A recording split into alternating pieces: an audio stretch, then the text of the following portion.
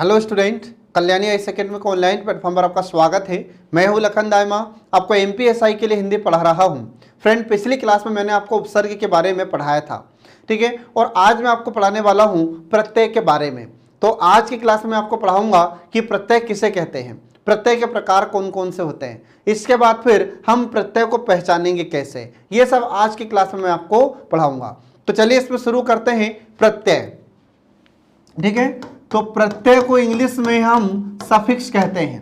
इसको क्या कहा जाता है? सफिक्स कहा जाता है। तो सफिक्स का मतलब क्या होता है? जो शब्द के बाद में जुड़ता है। तो ठीक ऐसे हमारी हिंदी में भी है। तो जो प्रत्यय होता है तो यह किसके अंत में जुड़ेगा? तो यह शब्द के अंत में जुड़ता है। तो इसको पढ़ने से पहले आपको यह जानना जरूरी होता है कि जो प्रत्यय शब्द होता है तो ये दो शब्दों से मिलकर बनता है। प्रतिधन अय, ये दो शब्दों से मिलकर बना है। तो यहां पर प्रति का अर्थ क्या हो जाता है? तो प्रति का अर्थ होता है साथ, और अय का अर्थ हो जाता है चलने वाला, ठीक है। तो साथ साथ चलने वाला या साथ चलने वाला। तो साथ चलने वाला मतलब ये शब्द के हमेशा अंत में जुड़कर साथ साथ चलता है, तो इसे हम कहते हैं प्रत्यय, ठीक है। तो इसका एक कंप्लीट अर्थ क्या हो जाएगा? तो इसका कंप्लीट अर्थ हो जाता है कि वह शब्दांश जो मूल शब्द के अंत में जुड़कर उसके अर्थ में परिवर्तन कर देता है, उसे हम प्रत्यय कहते हैं। ये आपको ध्यान रखना होगा। तो एग्जाम में अगर आपसे क्वेश्चन पूछा जाता है कि प्रत्यय किसे कहते हैं, तो आपको ध्यान रखना है कि वह शब्दांश, ठीक है, वह शब्दांश। ध्यान रखना फ्रेंड, आपको शब्दांश लिखना है, न कि शब्द। ये शब्द का एक अंश होता है, शब्द का एक भाग होता है छोटा सा, ठीक है। तो वह शब्दांश जो मूल शब्द के अंत में जुड़कर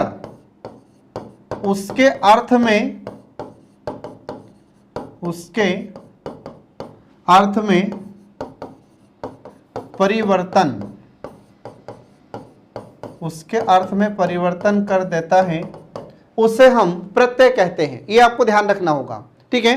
तो प्रत्यय किसे कहते हैं? तो आपको ध्यान रखना है कि वह शब्दांश जो मूल शब्द के अंत में जुड़कर, किसके अंत में जुड़कर? मूल शब्द के अंत में जुड़कर उसके अर्थ में परिवर्तन कर देता है, तो उसे हम कहते हैं प्रत्यय, ठीक है फ्रेंड। तो ये आपको ध्यान रखना होगा। तो प्रत्यय हमेशा ये अंत में जुड़ेगा, ठीक है। जबकि उपसर्ग किसके से आगे जुड़ते थे? तो ये उपसर्ग हमेशा शब्द के आगे जुड़ते थे। और प्रत्यय हमेशा किसके अंत में जुड़ेंगे? जो मूल शब्द होगा उसके अंत में जुड़ेगा। उपसर्ग का अपने आप में अर्थ होता था, लेकिन प्रत्यय का अपने आप में कोई अर्थ नहीं होगा। ये आपको ध्यान रखना होगा। तो एक मैं आपको इसका उदाहरण बताता हूं। तो देखिए यहां पर, तो जैसे हमने लिखा कि मुख, ठीक है, यहां पर ये मुख शब्द है, ठीक है। अब इसमें हम यदि ईया प्रत्यय जोड़ देते हैं तो ये क्या हो जाएगा? ये हो जाएगा मुखिया, ठीक है। तो मुख शब्द में यदि हम ईया प्रत्यय जोड़ देते हैं, ठीक है, ये हमने जोड़ दिया ईया प्रत्यय, तो ये क्या हो गया? मुखिया। अब आपसे अगर क्वेश्चन पूछा जाए कि जो मुखिया शब्द होता है इसमें प्रत्यय क्या होगा, तो आपको बताना पड़ेगा ईया। इसमें प्रत्यय क्या होगा? ईया। तो ईया का अपने आप में कुछ भी अर्थ नहीं है, परंतु ये जिस शब्द के अंत में जुड़ता है उसके अर्थ में परिवर्तन कर देता है। तो यहां पर अपन देखते हैं जो मुख शब्द है ये मूल शब्द है, लेकिन जब इसके अंत में ये ईया प्रत्यय जुड़ा तो ये क्या हो गया? मुखिया, और इसके अर्थ में भी इसने परिवर्तन कर दिया। तो ये मैंने आपको एक छोटा सा इसका उदाहरण बताया। अब आगे बढ़ते हैं कि इसके प्रकार कितने होते हैं, ठीक है। तो एग्जाम में आपसे क्वेश्चन पूछा जाता है कि प्रत्यय के प्रकार कितने होते हैं। तो प्रत्यय के दो प्रकार होते हैं फ्रेंड। कौन कौन से? तो देखिए इसमें प्रत्यय के प्रकार, एग्जाम में आपसे क्वेश्चन भी पूछा जा सकता है कि प्रत्यय के प्रकार कितने होते हैं। तो प्रत्यय के मुख्य रूप से दो प्रकार होते हैं फ्रेंड। तो इसके दो प्रकार कौन कौन से हो जाते हैं? तो पहला प्रकार होता है इसका कृत प्रत्यय, पहला प्रकार होता है कृत प्रत्यय, और दूसरा हो जाता है तद्धित प्रत्यय, ठीक है।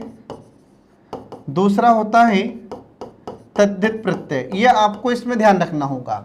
अब जो पहला प्रत्यय होता है कृत प्रत्यय, तो कृत प्रत्यय किसे कहते हैं और इसके प्रकार कौन कौन से होते हैं ये मैं आपको बता रहा हूं। ऐसे ही जो तद्धित प्रत्यय होता है तो तद्धित प्रत्यय किसे कहते हैं और इसके प्रकार कौन कौन से हैं ये मैं आपको आगे पढ़ा रहा हूं। ठीक है, तो आपको याद रखना है कि जो कृत प्रत्यय होता है यह किसके अंत में जुड़ेगा, तो धातु के अंत में जुड़ता है।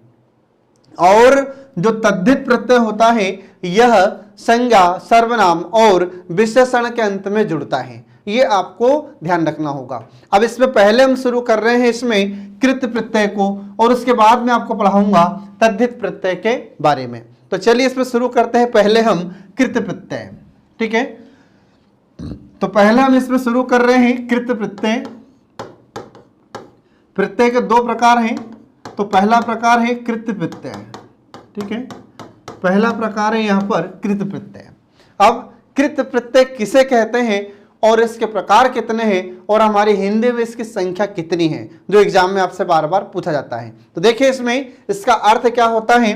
तो कृत प्रत्यय वह प्रत्यय होता है जो धातु के अंत में जुड़कर अर्थ में परिवर्तन कर देता है, कृत प्रत्यय कहलाता है। याद रखिए कि जो कृत प्रत्यय होता है यह किसके अंत में जुड़ता है, धातु के अंत में। ध्यान रखना फ्रेंड, एग्जाम में आपसे क्वेश्चन पूछा जाता है। तो वह प्रत्यय जो धातु के अंत में जुड़कर, धातु के अंत में जुड़कर उसके अर्थ में परिवर्तन कर देता है, उसके अर्थ में परिवर्तन कर देता है, उसे हम कृत प्रत्यय कहते हैं। यह आपको ध्यान रखना होगा। ठीक है, तो कृत प्रत्यय क्या होता है, तो यह धातु के अंत में जुड़ता है। तो धातु के अंत में जुड़कर उसके अर्थ में परिवर्तन कर देगा। ठीक है, तो उसे हम कहते हैं कृत प्रत्यय। अब एक बात आपको यहां पर ध्यान रखना होगा कि कृदंत किसे कहते हैं। तो कृदंत आपको ध्यान रखना है कि इसमें प्रत्यय और धातु से मिलकर जो शब्द बनता है उसे हम कहते हैं कृदंत। ठीक है, तो देखिए इसमें कृदंत क्या होता है। तो एग्जाम में आपसे कभी कभी क्वेश्चन पूछ लिया जाता है कि कृदंत क्या होता है। तो देखिए, तो कृदंत शब्द अपने आप में स्पष्ट है कि कृत धन अंत बराबर हो जाता है कृदंत। ठीक है, तो कृदंत क्या है, तो आपको ध्यान रखना है कि प्रत्यय और धातु, प्रत्यय और धातु से मिलकर,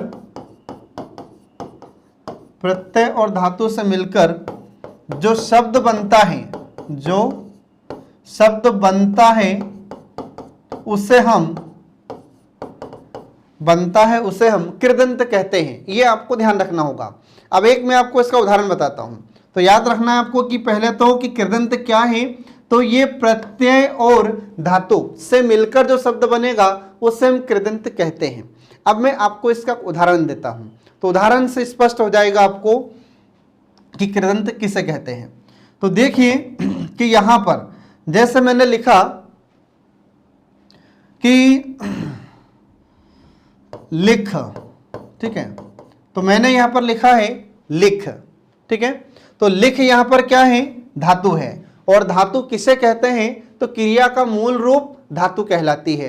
ये आपको ध्यान रखना होगा। ठीक है, तो क्रिया का मूल रूप कहलाती है धातु। तो धातु क्या है यहां पर, लिख। और इसके बाद में हमने जोड़ा यहां पर अक, और अक क्या है, प्रत्यय है। तो लिख और अक जब हम इन दोनों को ही जोड़ते हैं तो इसका जो शब्द निर्माण होगा या इसका जो शब्द बनेगा तो वह क्या बन जाएगा, तो इसका शब्द बन जाता है लेखक। इसका क्या बन जाएगा, इसका बन जाता है लेखक। तो अब यहां पर देखिए कि जो अक होता है, तो अक तो प्रत्यय है और यहां पर लिख क्या है, धातु है। तो जैसे इस अक, जैसे लिख के बाद में अक जुड़ता है तो इसने इसके अर्थ में परिवर्तन कर दिया। तो परिवर्तन क्या कर दिया, यहां पर क्या हो जाता है, लेखक हो जाता है। तो लेखक मतलब लिखने वाला। ठीक है, तो यहां पर अब ये जो शब्द बना है, ये जो लेखक शब्द बना है, तो यह क्या कहलाएगा, यह कहलाता है कृदंत।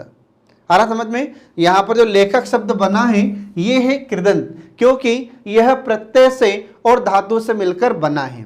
ये आपको ध्यान रखना होगा फ्रेंड। तो एग्जाम में आपसे क्वेश्चन पूछ सकता है कि कृदंत किसे कहते हैं।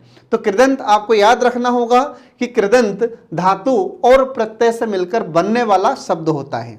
ठीक है, बाकी फिर आगे जब हम तद्धित प्रत्यय पढ़ेंगे तब मैं आपको बताऊंगा उसमें कि तद्धितांत किसे कहते हैं। ठीक है, तो अभी अपन तद्धित प्रत्यय पर नहीं पहुंचे हैं, अभी सिर्फ हम कहां पर हैं, अभी कृत प्रत्यय पर। ठीक है, अब इसके बाद देखिए कि जो कृत प्रत्यय होता है, तो कृत प्रत्यय के प्रकार कितने होते हैं, तो इसके कुछ प्रकार होते हैं और इसकी संख्या कितनी होती है यह भी आपको जानना जरूरी होता है। तो देखिए इसमें कि जो कृत प्रत्यय होता है इसकी संख्या होती है 28। एग्जाम में आपसे क्वेश्चन पूछा जाता है कि कृत प्रत्यय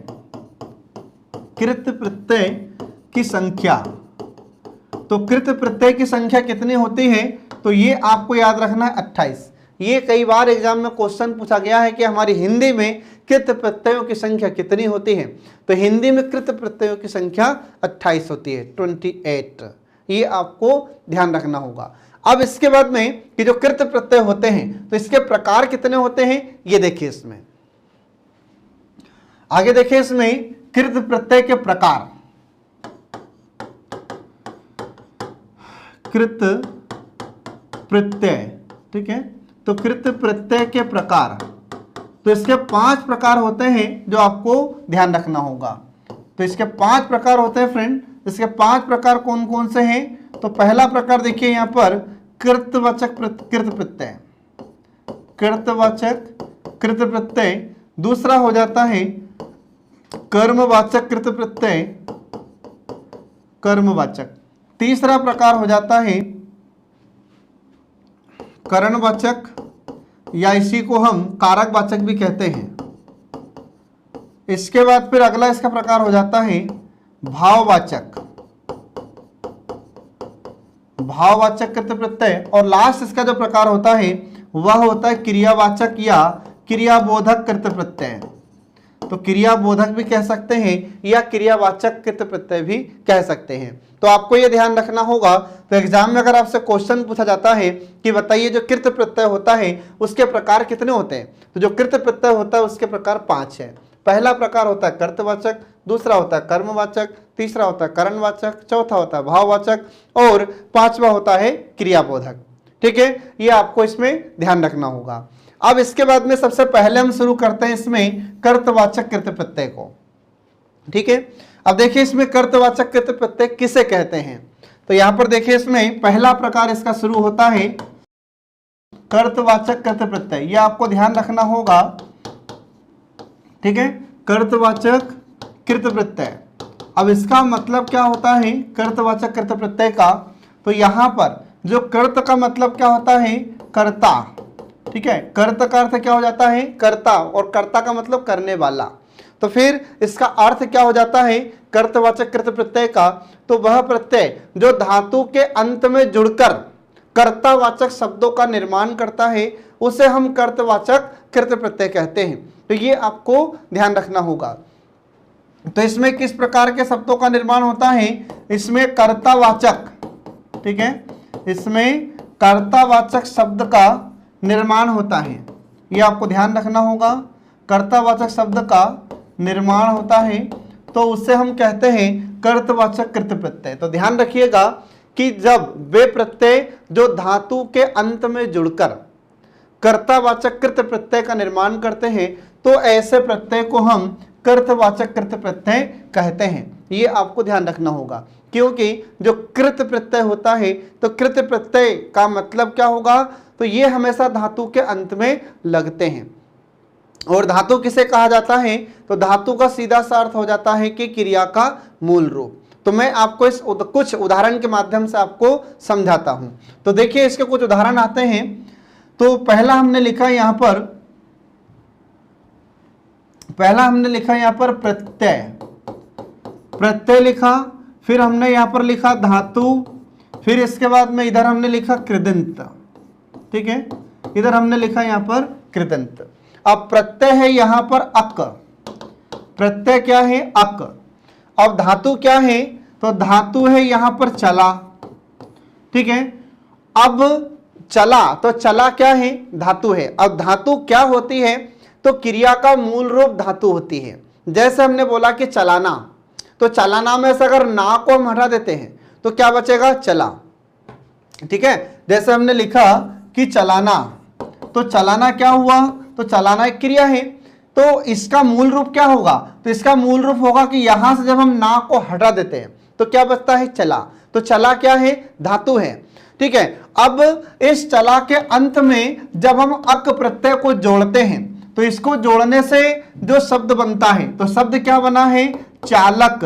तो यहां पर जो चालक शब्द है, तो यह चालक शब्द क्या है, यह है कृदंत। तो कृदंत का अर्थ हमने क्या बताया था थोड़ी देर पहले आपको, कि धातु और प्रत्यय, ठीक है, से मिलकर जो शब्द निर्माण होता है या जो शब्द बनता है उसे हम कहते हैं कृदंत। ये आपको ध्यान रखना होगा। तो अब यहां पर जो चला धातु है, तो इस चला धातु में जैसे ही अक प्रत्यय जुड़ा तो इसने इसके अर्थ में परिवर्तन कर दिया कि नहीं। ठीक है, तो यहां पर चला ये धातु है और जब इसके अंत में हमने अक जोड़ दिया तो ये बन गया चालक, मतलब चलाने वाला। ये अर्थ में परिवर्तन हो गया और ये कैसा बन गया, कर्तावाचक बन जाता है। ठीक है, तो हम यहां पर पढ़ रहे हैं भी कृत प्रत्यय का पहला प्रकार कर्तवाचक कृत प्रत्यय। तो इसमें किस प्रकार के शब्दों का निर्माण होता है, तो इसमें कर्तावाचक शब्दों का निर्माण होता है।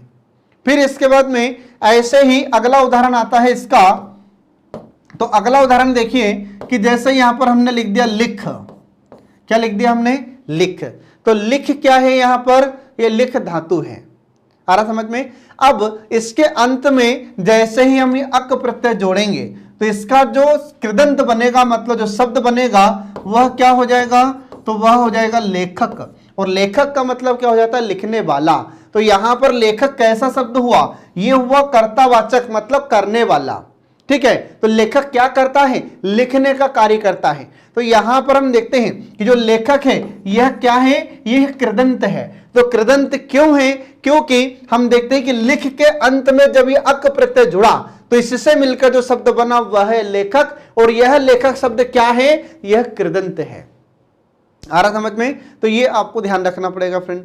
अब इसके बाद में ऐसे ही इसका एक उदाहरण और देखिए कि जैसे हमने बोला यहां पर धाव, ठीक है, तो धाव मतलब होता है दौड़ना। अब इसी धाव में जब हम अक जोड़ देते हैं, ध्यान रखना इस धाव को एक प्रकार से और लिखा जाता है, ऐसे भी लिखते हैं और इसको ऐसा भी लिखा जाता है, ये दोनों ही प्रकार से सही है। अब इस धाव में जब हम अक प्रत्यय जोड़ते हैं, ठीक है, इस धाव में जब हम अक प्रत्यय को जोड़ देते हैं तो यह क्या बन जाता है, तो यह बन जाता है धावक। और धावक का अर्थ क्या होता है, तो दौड़ने वाला। आ रहा समझ में। तो यहां पर जो धावक शब्द है यह क्या है, यह कृदंत है और कर्तावाचक है। आ रहा समझ में। तो ये आपको ध्यान रखना होगा फ्रेंड। अब इसके बाद फिर अगला देखिए उदाहरण, इसमें अगला प्रत्यय आता है कर्तावाचक का या कर्तवाचक का। तो कर्तवाचक का अगला उदाहरण आता है इसमें प्रत्यय में अक्कड़ प्रत्यय। अब इस अक्कड़ का अपने आप में कुछ अर्थ है क्या, तो अक्कड़ का अपने आप में कुछ भी अर्थ नहीं है। ठीक है, तो आपको ध्यान रखना है। तो ये तो है क्या, ये है प्रत्यय और इधर बीच में क्या होगा, यहां पर ये होगी धातु, और फिर इन धातु और प्रत्यय से मिलकर जो शब्द बनेगा उसे हम कहते हैं कृदंत। ठीक है, तो अभी यहां पर है जैसे अक्कड़। अब अक्कड़ का अपने आप में कुछ भी अर्थ नहीं होता, लेकिन यह जिस शब्द के अंत में जुड़ता है, मतलब जिस धातु के अंत में जुड़ता है उसके अर्थ में परिवर्तन कर देता है। ध्यान रखना फ्रेंड कि जो कृत प्रत्यय होता है इसमें सिर्फ और सिर्फ धातु आती है, इसमें संज्ञा, सर्वनाम या विशेषण जैसे शब्द नहीं आते। इसमें सिर्फ क्या आते हैं, इसमें सिर्फ धातु आती है। किसमें, कृत प्रत्यय में। ये इसकी पहचान होती है। हमेशा आपको ध्यान रखना है, अगर एग्जाम में भी आपसे क्वेश्चन पूछा जाए तो आप इसकी पहचान कैसे करेंगे, तो आपको ध्यान रखना है कि हमेशा ये धातु में आता है, या जो कृत प्रत्यय होता है इसमें हमेशा धातु का प्रयोग किया जाता है। तो अगला देखिए इसमें उदाहरण कि जैसे अक्कड़ है, तो अक्कड़ यहां पर हमने देखा कि घूम, तो घूम क्या है, यह धातु है। तो क्रिया का मूल रूप होती है धातु। इसी घूम में जब हम ता जोड़ देते हैं तो घूमता मतलब क्रिया बन जाती है, जब ना जोड़ देते हैं तो क्रिया बन जाती है। ठीक है, तो घूमता, घूमती, घूमते, घूमना ये क्रिया होती है। लेकिन जब इसमें से हम प्रत्यय को हटा देते हैं तो ये होता है इसका मूल रूप। ठीक है, तो क्रिया का मूल रूप है यहाँ पर घूम। अब इसी घूम में जब हम अक्कड़ जोड़ देते हैं तो फिर ये क्या हो जाएगा, तो फिर यह हो जाता घुमक्कड़। ये क्या हो जाएगा, यह हो जाता घुमक्कड़। घुमक्कड़ का मतलब होता है घूमने वाला। तो यहां पर घुमक्कड़ शब्द भी किस प्रकार का शब्द है, तो यह है कर्तवाचक, मतलब कर्तावाचक।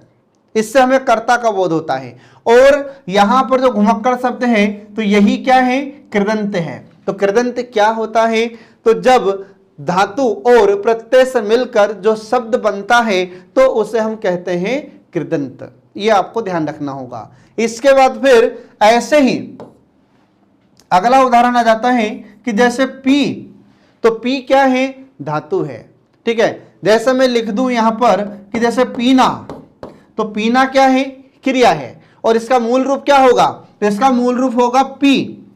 इसका मूल रूप क्या होगा, पी। जैसे हम बोलते हैं कि मोहन पानी पी रहा है, तो पी यहां पर क्या है, धातु है, मतलब क्रिया का मूल रूप है। इसी पी में जब हम ता जोड़ देते हैं तो पीता बन जाता है। इसी पी में ना जोड़ देते हैं तो पीना बन जाता है। इसी पी में जब हम ती जोड़ देते हैं तो पीती बन जाता है। इसी पी में जब हम ते जोड़ देते हैं तो पीते बन जाता है। आ रहा समझ में, ये आपको ध्यान रखना होगा। अब इसी पी में जब हम ये अक्कड़ प्रत्यय जोड़ते हैं तो यह क्या बन जाता है, यह बन जाता है पियक्कड़। क्या बन जाएगा, यह पियक्कड़। तो पियक्कड़ यहां पर कर्तवाचक है, मतलब इसमें हमें कर्ता का बोध हो रहा है। तो पियक्कड़ हम किसे कहते हैं, जो अधिक पीता है। आ रहा समझ में, तो ये आपको ध्यान रखना होगा। अब यहां पर जो पियक्कड़ शब्द है तो यह क्या है, कृदंत है। आ रहा समझ में। तो एग्जाम में आपसे क्वेश्चन कैसे पूछेगा फ्रेंड, तो एग्जाम में आपसे क्वेश्चन पूछा जाएगा कि जो पियक्कड़ शब्द है इसमें प्रत्यय कौन सा है। तो आपको याद रखना होगा इसमें है कृत प्रत्यय, और कृत प्रत्यय का कौन सा प्रकार है, कर्तावाचक प्रत्यय है। ये आपको ध्यान रखना होगा। ठीक है, अब इसके बाद फिर अगला उदाहरण देखिए इसमें प्रत्यय का। तो अगला उदाहरण आता है आकू। ठीक है, अगला है आकू। अब आकू का अपने आप में कुछ भी अर्थ नहीं है, इसका कोई अर्थ नहीं है, लेकिन यह जिस शब्द के अंत में जुड़ता है, उस जिस धातु के अंत में जुड़ता है उसके अर्थ में परिवर्तन कर देता है। तो देखिए इसका अगला उदाहरण आ जाता है, जैसे हमने लिखा यहां पर लड़। क्या है यहां पर, लड़। तो लड़ क्या है, यहां पर धातु है। इसी लड़ के बाद में अगर हम ना लगा देते हैं तो लड़ना बन जाता है। इसी में ता जोड़ देते हैं तो लड़ता हो जाता है। ती जोड़ देते हैं तो लड़ती हो जाता है। ते जोड़ देंगे तो लड़ते बन जाता है। ठीक है, तो क्रिया का मूल रूप क्या है यहां पर, लड़। अब इसी लड़ में जब हम ये आको प्रत्यय जोड़ देते हैं तो यह क्या बन जाता है, यह बन जाता है लड़ाकू।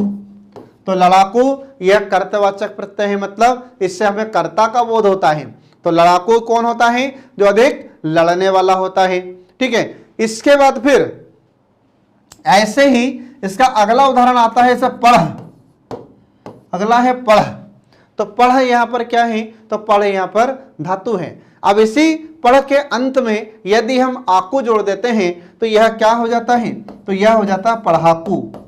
क्या हो जाएगा, पढ़ाकू, मतलब अधिक पढ़ने वाला। तो यहां पर जो पढ़ाकू शब्द है यह क्या है, यह कर्तवाचक है, मतलब इससे हमें कर्ता का बोध होता है। फिर इसके बाद में यहां पर पढ़ाकू यह कृदंत है। तो कृदंत क्यों है, क्योंकि यह धातु और प्रत्यय से मिलकर बनता है। तो ये आपको ध्यान रखना होगा फ्रेंड। ठीक है, तो जब धातु और प्रत्यय से मिलकर कोई शब्द बनता है कृत प्रत्यय में तो उसे हम कृदंत कहते हैं। ये आपको ध्यान रखना होगा फ्रेंड। ठीक है, तो कृत प्रत्यय की सबसे सरल पहचान आपको याद रखना है कि इसमें कैसे आते हैं शब्द, तो इसमें सब धातु आती है। इसमें संज्ञा, सर्वनाम और विशेषण जैसे शब्द का उपयोग नहीं किया जाता।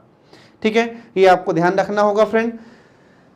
अब इसके बाद में फिर अगला देखिए, अगला आ जाता है दूसरा प्रकार। तो दूसरा प्रकार होता है कर्मवाचक। दूसरा हो जाता है कर्मवाचक, कर्मवाचक कृत प्रत्यय।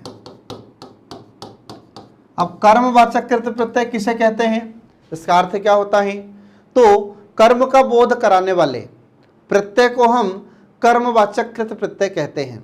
ठीक है, तो इसमें आपको ध्यान रखना है कि वे प्रत्यय जिनसे हमें कर्म का बोध होता है। ठीक है, तो इसमें सरल शब्दों में आप याद रखें कि वे प्रत्यय जिनसे हमें कर्म का बोध होता है, जिनसे कर्म का बोध होता है उसे हम कर्मवाचक कृत प्रत्यय कहते हैं। ये इसको आप सरल रूप में याद रखिएगा, ठीक है। अब इसमें भी क्या होगा, तो ये भी धातु के अंत में ही जुड़कर शब्द का निर्माण करेंगे। तो इसमें देखिए अब आप, जैसे हमने लिखा कि इधर है प्रत्यय, फिर इसके बाद में धातु, और फिर इसके बाद में कृदंत, ठीक है, कृदंत। अब प्रत्यय हमने बताया यहां पर जैसे नी, तो जो नी प्रत्यय है तो इसका अपने आप में कुछ भी अर्थ है क्या, तो नी का अपने आप में कोई भी अर्थ नहीं है, कुछ भी इसका अर्थ नहीं है। लेकिन यह जिसके भी अंत में लगेगा, मतलब जब धातु के अंत में जुड़ता है तो उसके अर्थ में परिवर्तन कर देता है। तो देखिए इसमें कर्म का बोध कैसा होता है, तो जैसे हमने लिखा यहां पर ओढ़, तो ओढ़ यहां पर क्या है, यह धातु है, ठीक है। क्रिया का मूल रूप है ओढ़। जब इससे में हम ना जोड़ देते हैं, नी जोड़ देते हैं, ता जोड़ देते हैं, तो यही क्या हो जाता है फिर क्रिया, ठीक है। तो यहां पर हम देखते हैं जो ओढ़ है, इसमें यदि हम ये नी प्रत्यय जोड़ देते हैं तो यह क्या बन जाएगा, तो यह हो जाता ओढ़नी, यह क्या हो जाएगा, ओढ़नी। आ रहा समझ में। अब ओढ़नी, तो यह क्या है, यह कृदंत है। और कृदंत किसे कहते हैं, तो जो धातु और प्रत्यय से मिलकर जो शब्द बनता है या जिस शब्द का निर्माण होता है तो उसे हम कहते हैं कृदंत। यह आपको ध्यान रखना होगा। अब कर्म का बोध कैसे हो रहा है ओढ़नी से, तो इससे कर्म का बोध हो रहा है कि जैसे ओढ़नी, तो ओढ़नी किस काम में आती है, तो ओढ़नी ओढ़ने के काम में आती है। तो इससे क्या हो रहा है, हमें कर्म का बोध हो रहा है, इसलिए इसमें कर्मवाचक कृत प्रत्यय होता है। यह आपको ध्यान रखना होगा। इसके बाद फिर ऐसे इसका दूसरा उदाहरण आता है सूंघ। इसी का दूसरा उदाहरण होता है जैसे सूंघ, ठीक है। तो सूंघ में यदि हम नी प्रत्यय जोड़ देते हैं तो ये क्या बन जाएगा, ये बन जाता है सूंघनी। ये क्या बन जाएगा, सूंघनी बन जाता है। तो ये आपको ध्यान रखना होगा फ्रेंड। अब सूंघनी किस काम में आती है, तो सूंघनी सूंघने के काम में आती है, तो इससे हमें कर्म का बोध होता है। ये आपको ध्यान रखना होगा। अब इसके बाद फिर ऐसे ही इसका अगला उदाहरण आता है कि जैसे औना, तो औना क्या है, यह प्रत्यय है, ठीक है। अब औना का अपने आप में कुछ भी अर्थ नहीं है, लेकिन यह जिसके भी अंत में जुड़ेगा उसके अर्थ में परिवर्तन कर देता है। तो देखिए इसमें एक उदाहरण इसका, तो जैसे खेल, ठीक है, जैसे खेल, तो खेल यहां पर क्या है, धातु है, और क्रिया क्या होती है, जैसे खेलना, खेलता, खेलती, खेलते, खेलना, ये क्या है, क्रिया होती है। और इसमें से खेलता में से ता हटा देंगे तो क्या बचेगा यहां पर, खेल। तो खेल क्या है, यहां पर धातु है, मतलब क्रिया का मूल रूप है। और जब इस खेल के अंत में यदि हम ये औना जोड़ देते हैं तो ये क्या बन जाएगा, तो यह हो जाता है खिलौना। ये क्या बन जाएगा, खिलौना बन जाता है। अब खिलौना किस काम में आता है, तो खिलौना खेलने के काम में आता है।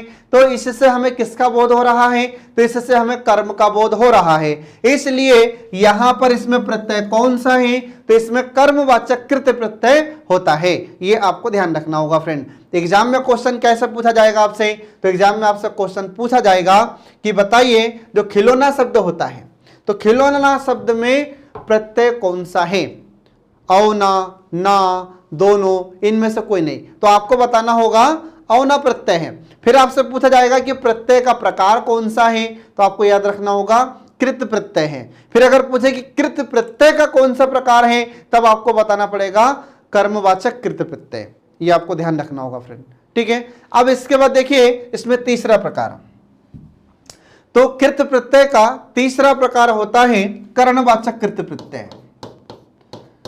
तीसरा प्रकार होता है कर्णवाचक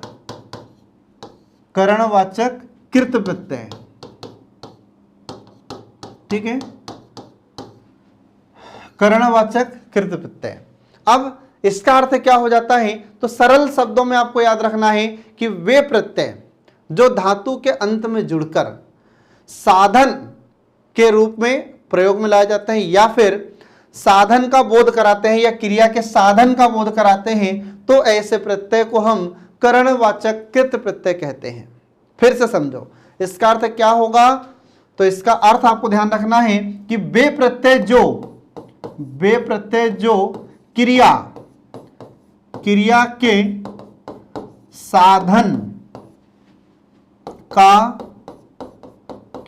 साधन का बोध कराते हैं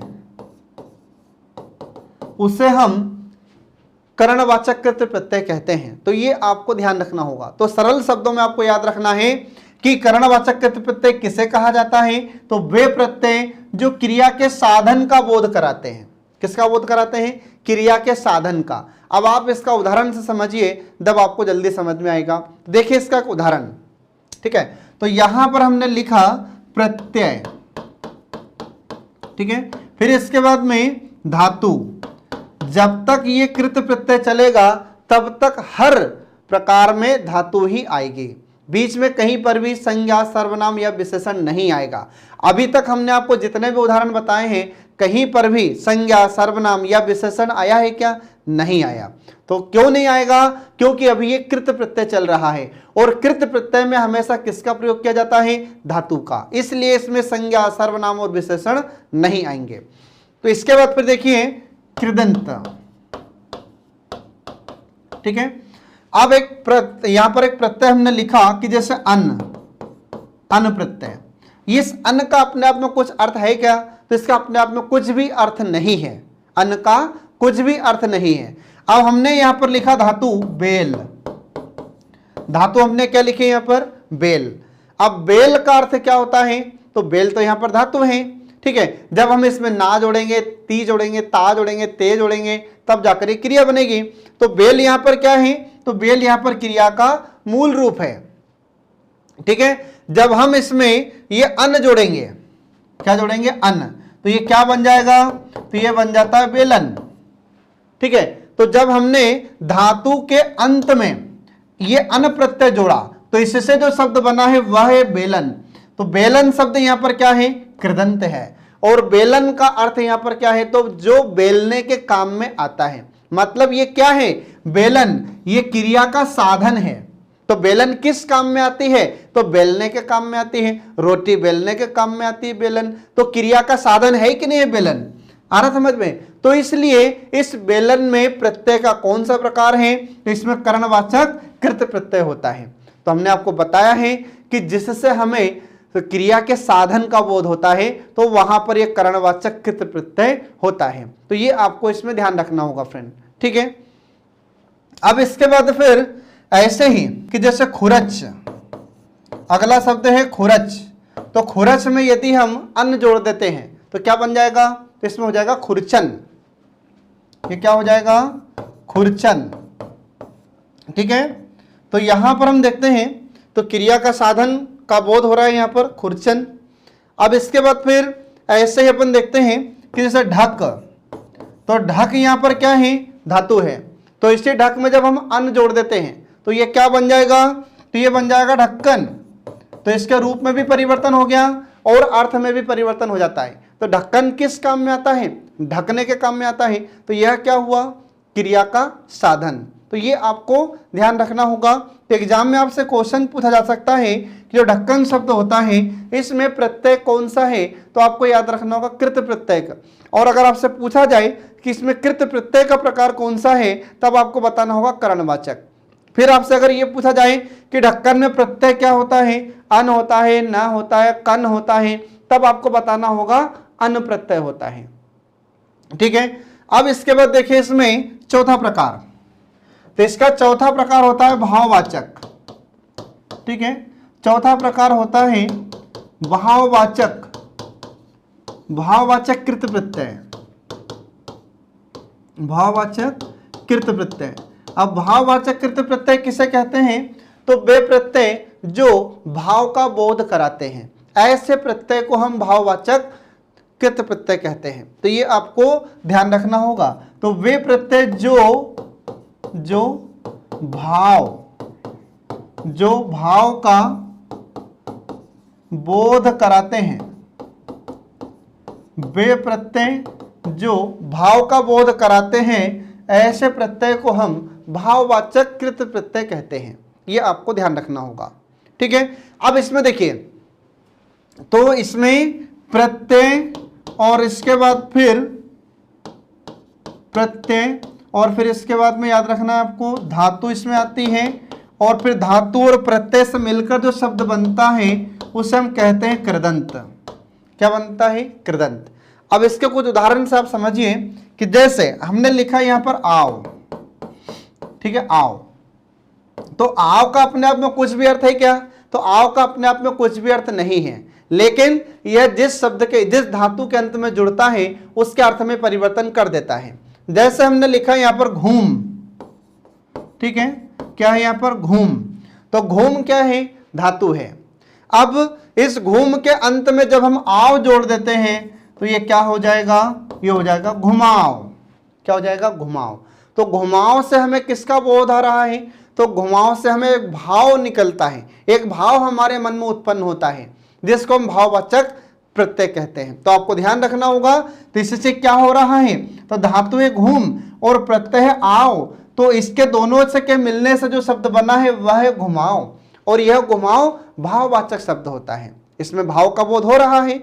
ऐसे ही अगला इसका उदाहरण आता है कि जैसे चढ़, चढ़, तो इस चढ़ में भी यदि हम आओ प्रत्यय जोड़ते हैं तो क्या हो जाएगा? यह हो जाएगा चढ़ाओ। क्या हो जाएगा? चढ़ाओ। तो जैसे हम चढ़ाओ बोलते हैं तो हमारे मन में एक भाव उत्पन्न होता है कि चढ़ाओ मतलब चढ़ना पड़ेगा।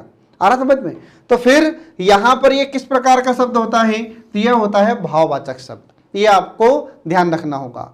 अब इसके बाद फिर अगला आ जाता है कि जैसे आवा, तो आवा का अपने आप में कुछ भी अर्थ है क्या? तो आवा का अपने आप में कुछ भी अर्थ नहीं है, लेकिन यह जिसके भी अंत में जुड़ता है उसके अर्थ में परिवर्तन कर देता है। तो देखिए इसमें एक उदाहरण इसका, जैसे पछता, ठीक है, पछता। तो इसमें हम देखते हैं सब पछता, अगर इसमें हम आवा जोड़ेंगे तो ये क्या हो जाएगा? क्या हो जाता है? पछतावा। यह क्या हो जाएगा? पछतावा।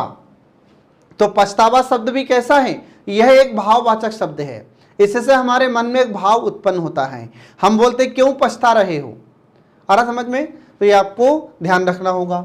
अब इसके बाद फिर इसी आवा से संबंधित एक और आता है जो आपको ध्यान रखना है, जैसे चढ़। तो चढ़ में यदि हम आवा प्रत्यय जोड़ देते हैं तो क्या हो जाएगा? तो हो जाएगा चढ़ावा। क्या हो जाएगा? चढ़ावा। तो चढ़ावा भी यहां पर किस प्रकार का शब्द है? तो चढ़ावा भी यहां पर ये भाववाचक शब्द होता है, ये आपको ध्यान रखना होगा, ठीक है फ्रेंड। अब इसके बाद देखिए अगला, तो अगला इसमें आ जाता है फिर ये भाववाचक शब्द है, सॉरी भाववाचक प्रत्यय होता है। अब इसके बाद में फिर अगला आ जाता है क्रियाबोधक। अगला इसका पांचवा प्रकार होता है क्रियाबोधक या क्रियावाचक। अगला आ जाता है क्रियावाचक या क्रियाबोधक कृत प्रत्यय, ठीक है, क्रियाबोधक या क्रियावाचक कृत प्रत्यय, ठीक है। अब ये क्रियाबोधक या क्रियावाचक कृत प्रत्यय किसे कहते हैं? तो वे प्रत्यय जिनसे हमें क्रिया का बोध होता है या क्रिया करते हुए हमें बोध होता है तो उसे हम क्रियाबोधक कृत प्रत्यय कहते हैं। ये आपको ध्यान रखना होगा। तो वे प्रत्यय जिनसे हमें, वे प्रत्यय जिनसे हमें क्रिया करने का बोध होता है, क्रिया करने का बोध होता है, तो उसे हम क्रियाबोधक या क्रियावाचक कृत प्रत्यय कहते हैं। ये आपको ध्यान रखना होगा। अब इसमें कुछ प्रत्यय देखिए, प्रत्यय और फिर इसके बाद में धातु और फिर इसके बाद में कृदंत, ठीक है। तो अब यहां पर देखिए कुछ इसके उदाहरण है। प्रत्यय में जैसा हुआ, ठीक है, हुआ। अब आप सोच कर देखिए, क्या हुआ का अपने आप में कुछ भी अर्थ है क्या? नहीं। आप हुआ को सिंगल, अकेले इस अकेले हुआ को आप कहीं पर भी प्रयुक्त नहीं कर सकते, इस हुआ को अकेले आप कहीं पर भी प्रयोग में नहीं ला सकते, इसको किसी न किसी धातु के अंत में आपको जोड़कर ही बोलना पड़ता है। आ रहा समझ में? इसके बाद फिर देखिए, जैसे अब हमने लिखा यहां पर पढ़, पढ़, तो पढ़ में यदि हम ओहा जोड़ेंगे तो क्या हो जाएगा? पढ़ता हुआ। अब ये नहीं कि पढ़ा हुआ, तो पढ़ता हुआ भी होगा और पढ़ा हुआ भी होगा। तो पढ़ता हुआ मतलब यहां पर क्या है? तो यहां पर हमें क्रिया करने का बोध होना चाहिए, इसलिए यहां पर पढ़ा हुआ नहीं होगा। इसके बाद फिर अगला आ जाता है जैसे लिख, लिख, तो लिख में यदि हम हुआ जोड़ देते हैं तो यह क्या हो जाएगा? यह हो जाएगा लिखता हुआ, लिखता हुआ, लिखता हुआ। ठीक है, ये आपको इसमें ध्यान रखना है। इसके बाद फिर ऐसे और भी हम बहुत सारे इसके उदाहरण बता सकते हैं कि जैसे हंस, तो हंस क्या होती है? धातु होती है, और उसके अंत में अगर ये हुआ जोड़ेंगे तो क्या हो जाएगा? हंसता हुआ। ऐसे से खा तो खाता हुआ, ऐसे रो तो रोता हुआ। आ रहा समझ में? तो ये आपको ध्यान रखना होगा फ्रेंड। तो इस प्रकार से यहां पर ये क्रियाबोधक कृत प्रत्यय भी समाप्त हो जाता है। अब इसमें क्वेश्चन कैसे पूछे जाएंगे आपसे? तो एग्जाम्पल दे दिया कि पढ़ता हुआ में बताइए प्रत्यय कौन सा है, पूछने का पहला प्रकार। तो ऑप्शन दिया जाएगा, यह कृत प्रत्यय का उदाहरण है, तद्धित प्रत्यय का उदाहरण है, दोनों का है या इनमें से किसी का नहीं। तो आपको क्या बताना होगा? कृत प्रत्यय का उदाहरण है। क्यों? क्योंकि यहां पर धातु प्रयोग में लाई गई है। दूसरा, आपसे पूछा जाएगा कि इसमें प्रत्यय कौन सा है, हुआ है, ठीक है, या फिर और कुछ आपको दिया जाए तो आपको हुआ इसमें याद रखना होगा। फिर आपसे पूछा जाए कि इसमें कृत प्रत्यय का प्रकार कौन सा है, तब आपको बताना होगा यहां पर क्रियाबोधक कृत प्रत्यय। ये आपको ध्यान रखना होगा फ्रेंड। इतने प्रकार से आपसे क्वेश्चन इसमें पूछे जाते हैं। ठीक है, तो इस प्रकार से यहां पर ये कृत प्रत्यय समाप्त हो जाता है। इसके बाद फिर अगला प्रकार शुरू होता है तद्धित प्रत्यय। यह मैं आपको अगली क्लास में पढ़ाऊंगा। तब तक के लिए नमस्कार।